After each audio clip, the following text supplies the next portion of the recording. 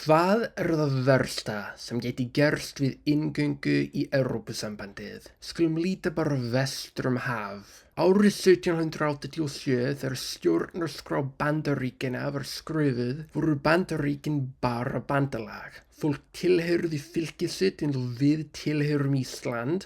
Völdin voru hjá fylkinum og það var mikilvægast að halda þjóðinni saman heldur en að grípa til aðgerða. En þrælastríðið árin 1861-65 færðu völdin upp til Washington og bannaði útgöngu fylkja. Já, auðvitað var það gott að afnema þrælahald, en það var engin breið og djúp endurskoðun á stjórnarskráni og þess vegna eru Bandaríkin í dag ennþá rekin eins og bandalag heldur en fullvalda ríki. Eitt af mörgum dæmum er það að 38 úr 50 fylkjum þurfa að samþykkja breytingar á stjórnarskráni og þess vegna er miklu erfiðara að breyta stjórnarskrá Bandaríkjanna með að við öll önnur lönd í heiminum. Og þetta er helsta ástæðan fyrir öllu aðgerðarleysi og minnihlutastjórn í gangi í Bandaríkjunum. En hvernig snýst þetta Evrópu? Sko, Evrópusambandið í dag er eins og Bandaríkin árið 1787.